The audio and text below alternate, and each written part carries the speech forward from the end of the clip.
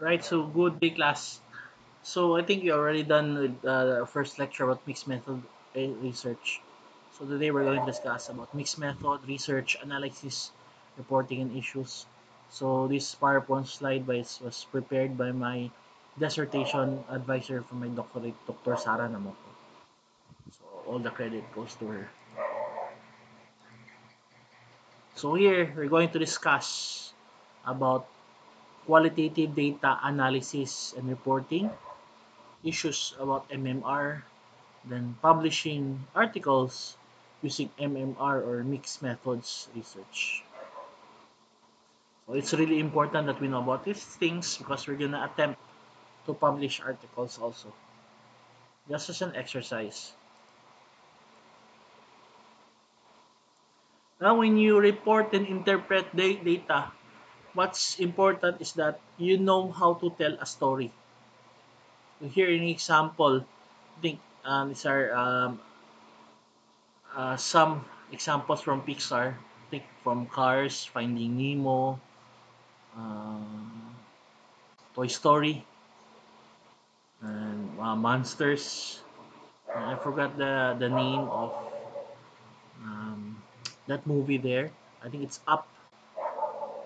And the context here is that when you write research, especially when you report and interpret data, you should know, you should not just write it there, you should know how to tell a story so that the audience can understand what you want to convey to them. So let's look into data analysis versus interpretation. Excuse me. So when you say data analysis, it is an attempt by the researcher to summarize collected data. When you talk about data interpretation, it is the attempt of the researcher to find meaning from the summarized data. So these two things are different. So when you just analyze data, you just summarize the collected data, but by the time you interpret it, you have to find meaning from the summarized data.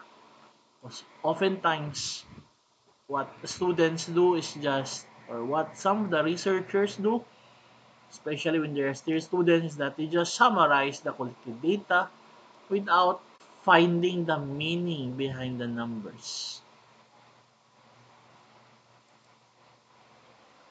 Then, there are three approaches to interpreting data from the context of textual data. So the first is you have the conventional content analysis. Second is you have the directed content analysis. The third is that you have the summated content analysis.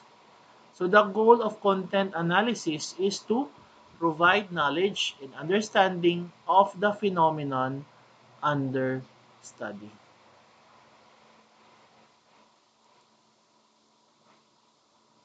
So data analysis. So analysis is not something that is left until the end. So to avoid collecting data that are not important, the researcher must ask, how am I going to make sense of this data?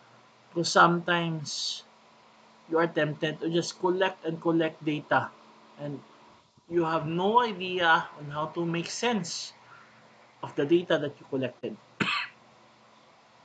So as they collect data, the researcher must ask, why do the participants act as they do?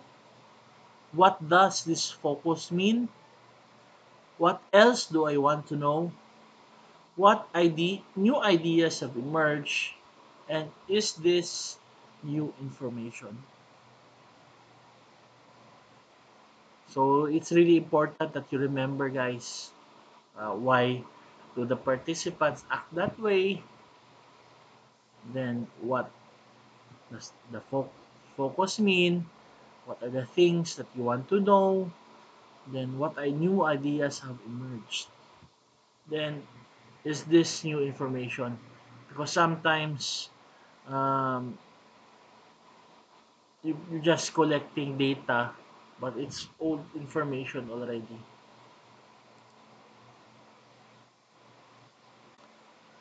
So one way is to follow three iterative steps in data analysis. So you become familiar with the data, which is the transcription of the interview. First is through reading. So you have to read. Then next is memorizing. So you have to be able to memorize and familiarize yourself on the data as well. Then you examine the data in depth to provide detailed subscriptions of the settings, participants, and activities. You ask, what is this person saying? Then you try to categorize and code pieces of data and group them into themes. Now, this class are the steps, especially when you are analyzing qualitative data. I think some of the students already approached me on what to do in their interviews, and I've told them that they have to keep on exploring until they develop and code and be able to categorize the themes that occurred during the interview.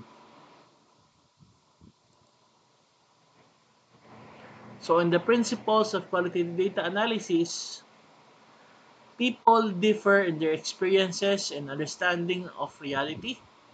So, on the constructivist point of view, there are many meanings. Each and every one of us, we have different mindsets toward different issues. Then, a social phenomenon can't be understood outside its own context, so it's context bound.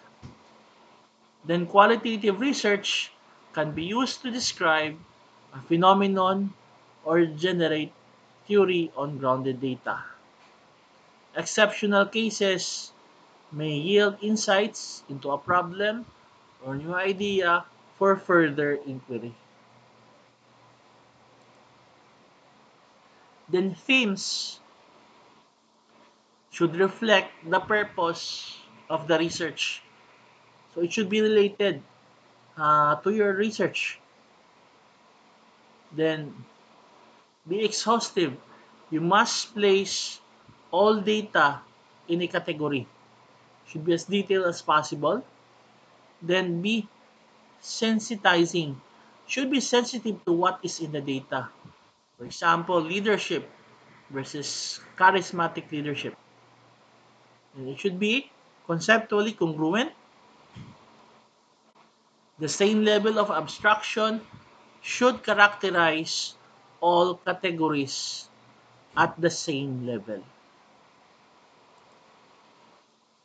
So how are you going to label themes?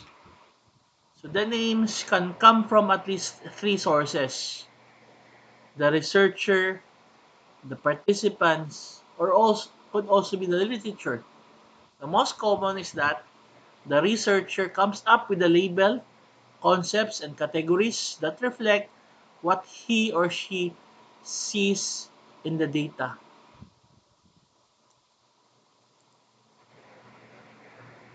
So your finding section is where you present the data and tell readers what it means.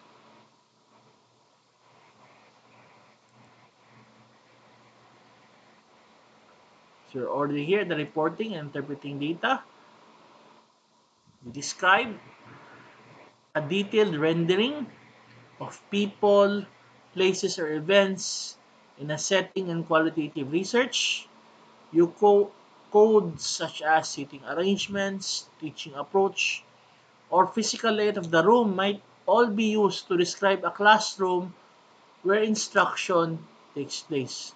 So in a classroom, you could describe codes such as the seating arrangements, the teaching approach, and the physical layout. So these are examples of codes that you could find if you're looking into a classroom.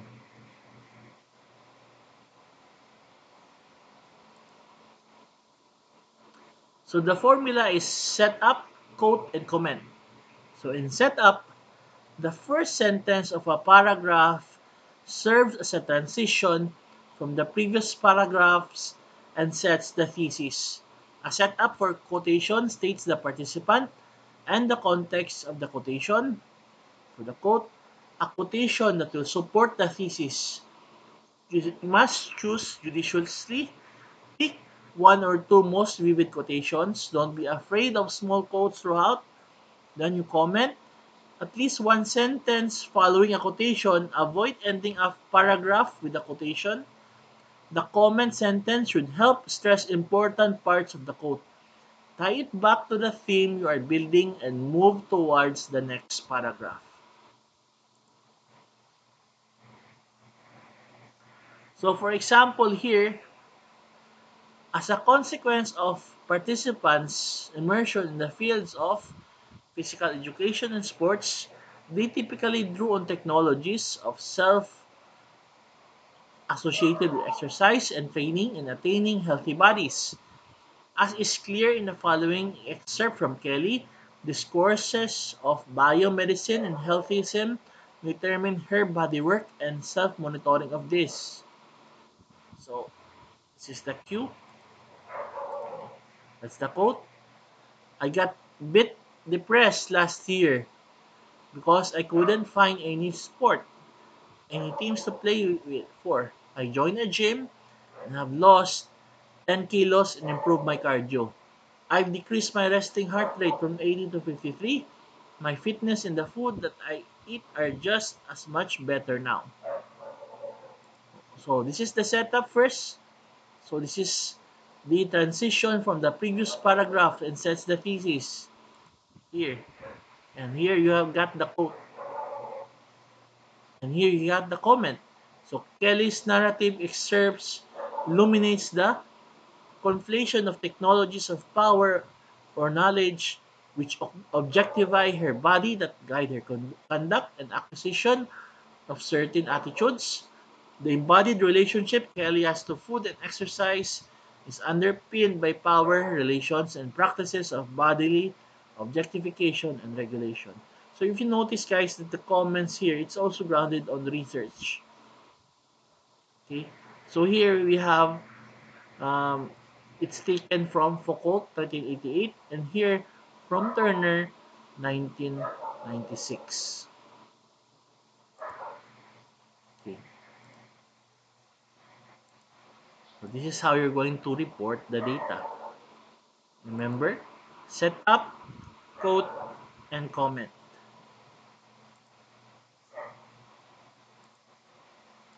Let's move to the objective of the study.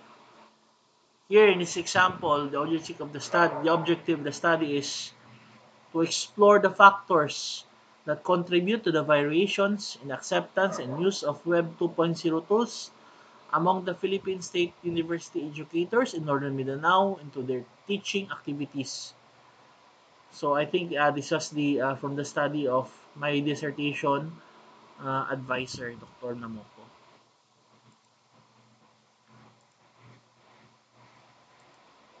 Then research questions. So the researcher intends to explore the questions.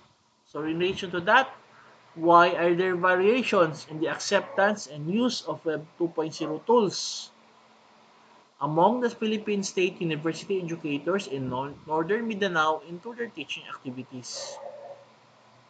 So it could look into the objective here. You could see that it's rated as to explore, while the research question is why.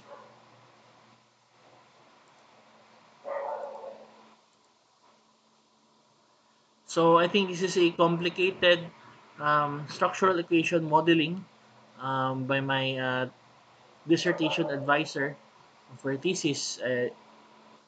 I don't understand this fully, but this is guided by the UTAUT, which is the Unified Theory of Acceptance and Use of Technology. In our Uh, thesis, guys, since it's just undergrad, it's not as complicated as this.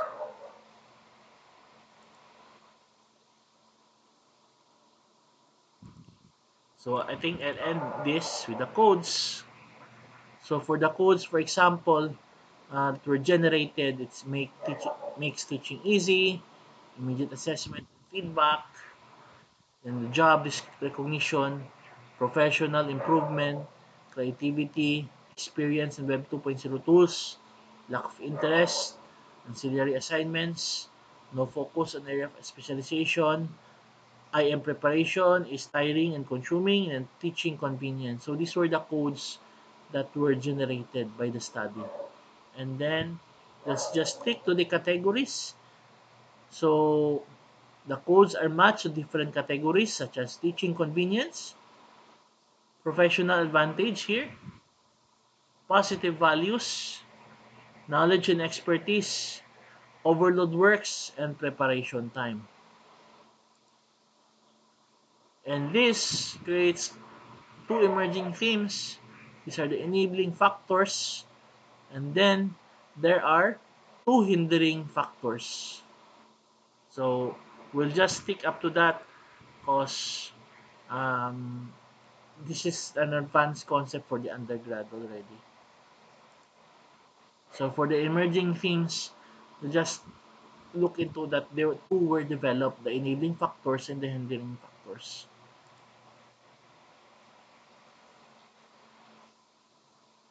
Okay, so let's move. Okay, so I think this is it for this meeting. Um, we will discuss a continuation on the formula, and then we will meet online, and you could also visit my office if you want to consult your research individually as a group. So good luck, guys, and see you in class.